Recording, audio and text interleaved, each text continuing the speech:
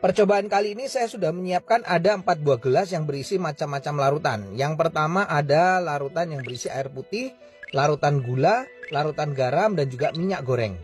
Dan masing-masing larutan nanti saya akan campurkan dengan sel darah manusia. Ini adalah darah manusia yang sudah ambil menggunakan jarum suntik. Nah, lalu saya akan teteskan pertama kali pada larutan yang pertama, yaitu air putih. Kalau kita perhatikan di sini darah dengan air putih langsung akan larut. Bahkan ini saya siapkan ada batang pengaduk, saya akan aduk sampai dengan merata, dan di bagian batang pengaduknya pun juga tampak bersih, tidak ada darah yang menempel. Ini artinya darah dengan air dia akan terlarut sempurna. Lalu bagaimana dengan larutan gula? Saya akan teteskan darah pada larutan gula. Kalau kita bandingkan dengan air putih tadi, pada larutan gula ini sel darahnya tidak akan larut ke bawah, justru dia akan mengendap di bagian atas.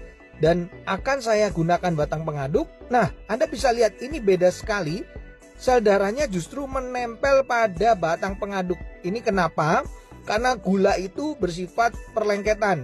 Berbeda dengan air putih tadi, batang pengaduknya bersih. Makanya orang kalau kena diabetes, terjadi perlengketan pada darahnya, mengalami rasa haus, kemudian sering buang air kecil, dan akhirnya suka ngemil. Nah, bagaimana dengan orang yang hipertensi? Ini adalah larutan garam. Ini darahnya saya akan teteskan pada larutan garam. Lalu saya akan juga sama masukkan batang pengaduk.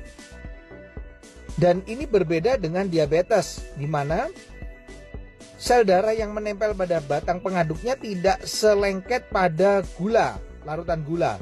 Tapi yang membedakan pada orang darah tinggi atau hipertensi yang terlalu sering makan asin-asin, ini kelihatan sel darah merahnya akan terurai, dia akan rusak, dia akan pecah. Makanya orang darah tinggi bisa mengalami pecah pembuluh darah. Yang terakhir saya akan teteskan darah ini di dalam minyak goreng. Nah, kalau saya teteskan ini langsung bisa terlihat sel darahnya nggak bisa larut, tidak juga ya mengendap di bagian atas, tapi justru menggumpal-gumpal.